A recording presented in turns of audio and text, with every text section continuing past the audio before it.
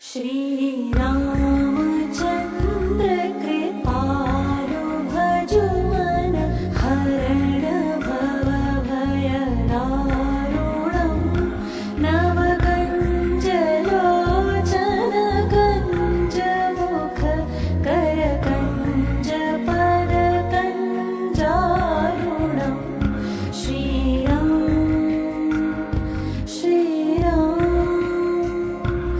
जय श्री राम, वंदे मातरम। राष्ट्रभक्तों, स्वागत है आप सभी का रोर ऑफ इंडियंस की एक और नई वीडियो में। दोस्तों, वीडियो के सभी पार्ट्स बहुत इंपॉर्टेंट हैं, तो प्लीज़ वीडियो पे अंत तक ज़रूर बने रहिएगा। और वीडियो की रीच बढ़ाने के लिए वीडियो को लाइक कीजिए, ज़्यादा से ज़्यादा कमेंट कीजिए और ज़्यादा से ज़्यादा हिंदू भाई बहनों के साथ शेयर कीजिए ताकि वो लोग भी जागरूक हो पाएँ। चलिए वीडियो शुरू करते हैं। और हाँ, हमारी इस छोटी सी फैमिली का हिस्सा बनने के लिए चैनल को सब्सक्राइब करके नोटिफिकेशन बेल को ऑल पे डाल दीजिएगा। चलिए वीडियो को शुरू करते हैं। जय Shri Ram.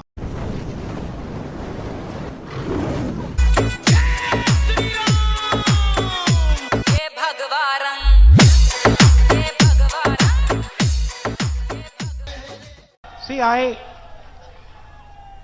for the first 15 years, I was a member of parliament in the north. So I had got used to a different type of politics. And for me, coming to Kerala was very refreshing because suddenly I found that people are interested in issues. And not just superficially, but going into detail in issues. Amethi में आपने उनको हराया क्या? पूरा north ही समझ नहीं है मुद्दों की। ऐसा राहुल गांधी का कहना है कि नॉर्थ के लोगों को मुद्दों की समझ नहीं है। देखिए रविंद्र जी, मुझे लगता है कि अंगूर खट्टे हैं एक पुरानी कहावत है हिंदी में, और उत्तर भारत से ये कहावत उत्पन्न हुई थी। ये तो हमने सुना था, लेकिन एक व्यक्ति उस संसदीय क्षेत्र के लिए, उस देश के भाग के लिए जिन्होंने सतत उनकी 4 पीढ़ियों को सत्ता का सुख दिलवाया, उस व्यक्ति के मन में उस प्रदेश, उस लोकसभा क्षेत्र के लिए कितनी नफरत हो सकती है, ये राहुल गांधी ने उजागर किया अपने इस वक्तव्य के माध्यम से। चुनाव में हारते जीतते बहुत लोग हैं, मैं भी अमेठी से हारी थी, लेकिन चुनाव में हारने के बाद स्वयं का विश्लेषण करने की बजाय जनता पर आरोप मढ़ना, जनता को बुद्धिहीन कहना, जनता को खोखला कहना, और उस जनता को जिनके सामने ये खानदान ढोंग करता रहा कि आप हमारा परिवार हैं, तो ये स्वयं इनके रिश्ते कितने खोखले हैं, इनकी राजनीति किस प्रकार से फूट डालने वाली राजनीति है। मुझे लगता है इससे इस बात को उजागर करते हुए राहुल गांधी ने जो वक्तव्य दिया है वो अमेठी की जनता को अपमानित करने वाला और ठेस पहुंचाने वाला है। क्या बोलेंगे मैम? जब हमारे फौजी मरे थे मैम, पूरे इंडिया ने शौक मनाया था, लेकिन किसी के मन में ये बात नहीं आई कि दुश्मनों में इतनी हिम्मत नहीं है और औकात नहीं है कि हमारे फौजियों पे हमला कर सके। मैम, ये अपनों की गद्दारी है। अपनों की गद्दारी? तो आप किसको प्रधानमंत्री के रूप में देखना चाहेंगे? मैम, मोदी को, क्योंकि मैम राहुल गांधी तो मैम एक पांडु जैसा है। पांडु जैसे? राहुल गांधी को क्यों? तो राहुल गांधी को क्या बोलेंगे? राहुल गांधी को कैसे सिखाएंगे आप? उन्होंने बोला कि कोई मरा नहीं है, उन्हें इस तरह के सबूत चाहिए, तो कैसे सबूत दिला सकते हैं? क्या विश्वास दिलाएंगे राहुल गांधी को आप? मैम, वो इतने बड़े पागल है, उनको कितना भी कोई समझाओ वो नहीं समझेंगे। तो आप उनको सीखने के लिए क्या कहेंगे? कैसे सिखाएंगे आप उसको? मैम, उनके आगे बोलना मतलब भैंस के आगे बीन बजाना। उनके आगे बोलना मतलब भैंस के आगे बीन बजाना।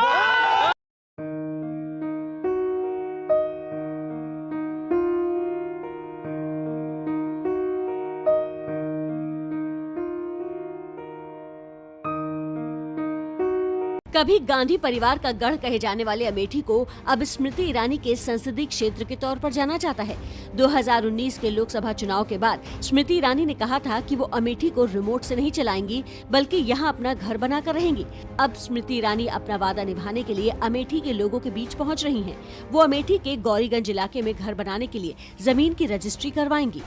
आज दोपहर 12 बजे स्मृति ईरानी अमेठी पहुँचेंगी और कलेक्ट्रेट जाकर जमीन की रजिस्ट्री कराएंगी। केंद्रीय मंत्री स्मृति ईरानी अमेठी के गौरीगंज में 11 बिस्वा जमीन की रजिस्ट्री करवाएंगी।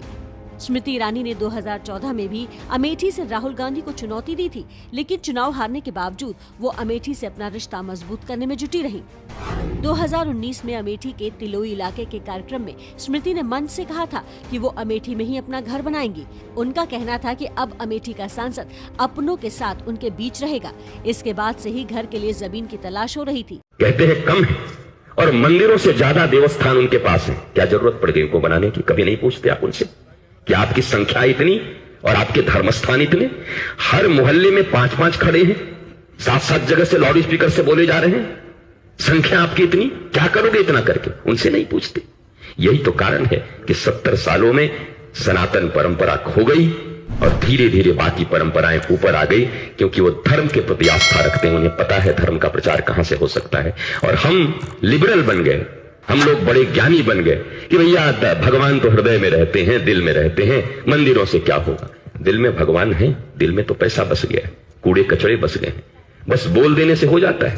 प्रतीक ही धर्म का उदय करेंगे, प्रतीक मिट गए तो आप याद भी नहीं रख पाएंगे आने वाले समय में। चारों तरफ मीनारे रह जाएंगी, हमारे बच्चे पूछेंगे यही हिंदुस्तान था क्या? यही सनातन परंपरा है?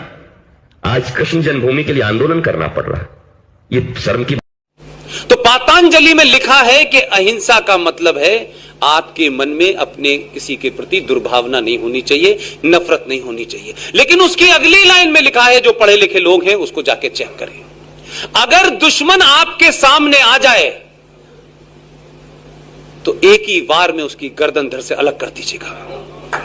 आप उस संस्कृति के लोग हैं भाई। मैं इसलिए बार बार कह रहा हूं, ये इसलिए परेशान नहीं है कि मोदी आ गया है, यह चिंता का विषय नहीं है। चिंता का विषय यह है कि मोदी जिस तरफ चल पड़े, इस देश में करोड़ों मोदी पैदा ना हो जाएं, यह डर पैदा हो गया है। और अगर करोड़ों मोदी पैदा हुए तो ये पातंजलि को फॉलो कर लेंगे तो दिक्कत होगी, फिर गांधी को भूल जाएंगे। धर्मवीर छत्रपति संभाजी महाराज कहते हैं कि जीवितम मृतकम मने देहिना धर्म वर्जित मृत्यो धर्मेण संयुक्ते दीर्घजीवी भविष्यति। इसका मतलब यह होता है कि जो इंसान जीते जी अपने धर्म को छोड़ देता है उसके जिंदगी का कोई मतलब नहीं होता, और जो इंसान मरने के बाद भी अपने धर्म को नहीं छोड़ता, दुनिया उसे धर्मवीर के नाम से जानती है। धर्मवीर। जिस गली से हिंदू निकले धरती छूमे। मैं एक संकेत करना चाहता हूं, स्वतंत्र भारत में भी अब तक हिंदू मुसलमान के नाम पर राष्ट्र का विभाजन के बाद भी भारत में हिंदू एक नंबर का नागरिक नहीं है। क्या जरूरत है शासन तंत्रों की, राजनीतिक दलों की? अगर स्वतंत्र भारत में भी हिंदुओं को मरवाना ही था, अल्पसंख्यक बनाकर मरवाना था, बहुसंख्यक बना के मरवाना था, तो स्वतंत्रता की आवश्यकता ही क्या थी? पानी में और पेशाब में मेरे दोस्तों पता क्या चल रहा है, हुजूर पाक अलैहिस्सलाम का बौल मुबारक भी ऐसा बरकत वाला होता था कि उसमें खुशबुएं आया करती थी, वो उसमें ठंडक हुआ करती थी, वो उससे लोगों की प्यास मिट जाया करती थी। हुजूर ने ना जलाल फरमाया ना गुस्सा फरमाया। कहने लगे पक्का तुमने पी लिया है? कहने लगी या रसूल अल्लाह मैंने पी लिया। इरशाद फरमाया लन तश्तकी वजा बतनी की अबदा, अब जाओ मरते दम तक कभी तुम्हारे पेट में दर्द नहीं होगा। जब योगी जी को मुख्यमंत्री बनाया, किसी को कल्पना नहीं थी कि योगी जी मुख्यमंत्री बने। और ढेर सारे लोगों के फोन आए थे कि योगी जी ने कभी म्यूनिसिपालिटी भी नहीं चलाई थी। वास्तविकता थी, नहीं चलाई थी। योगी जी कभी कोई सरकार में मंत्री नहीं रहे।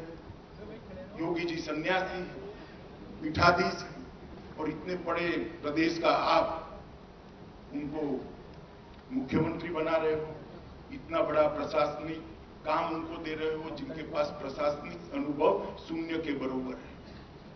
तब हमारे नेता नरेंद्र भाई और मैं पार्टी का अध्यक्ष था, हमारा एम एक ही था, जिसके अंदर निष्ठा है और परिश्रम करने की क्षमता है, वो बाकी सभी परिस्थितियों को अपने अनुकूल कर, और यही दो मानकों के आधार पर उत्तर प्रदेश का भविष्य भारतीय जनता पार्टी ने योगी आदित्यनाथ के हाथ में सौंपा था। और मैं आज बड़े संतोष के साथ कह सकता हूं, वो निर्णय जो भारतीय जनता पार्टी ने किया था वो उचित ही था और योगी जी ने उसको उचित ठहराया। उत्तर प्रदेश के अंदर ढेर सारे परिवर्तन, योगी जी के नेतृत्व के अंदर हुई। उत्तर प्रदेश के अंदर सबसे बड़ी जरूरियात थी लोगों के अंदर विश्वास जगाने। 22 करोड़ की जनसंख्या वाला एक प्रदेश, अगर हर व्यक्ति उत्तर प्रदेश के विकास के साथ नहीं जुड़ता है तो उसकी क्षमताओं का उपयोग उत्तर प्रदेश के विकास के लिए, देश के विकास के लिए नहीं हो सकता है। और इसलिए उसके अंदर आत्मविश्वास जगाना कि उत्तर प्रदेश भी देश में सर्वोत्तम प्रदेश बन सकता है, वो आत्मविश्वास जगाने का काम योगी आदित्यनाथ। तो आज के लिए बस इतना ही दोस्तों। वीडियो का कोई भी पार्ट आपको पसंद आया तो लाइक कमेंट शेयर कर दीजिए, वीडियो की रीच बढ़ती है इससे। और हमारी इस छोटी सी फैमिली का हिस्सा बनने के लिए चैनल को सब्सक्राइब करके नोटिफिकेशन बेल को ऑल पे रख लीजिएगा। कल फिर एक और नई वीडियो के साथ मिलेंगे दोस्तों। जय श्री राम, वंदे मातरम। लाइक मारो, बहुत ज्यादा जरूरी है लाइक करना, मैं बता नहीं सकता, बस लाइक मारो।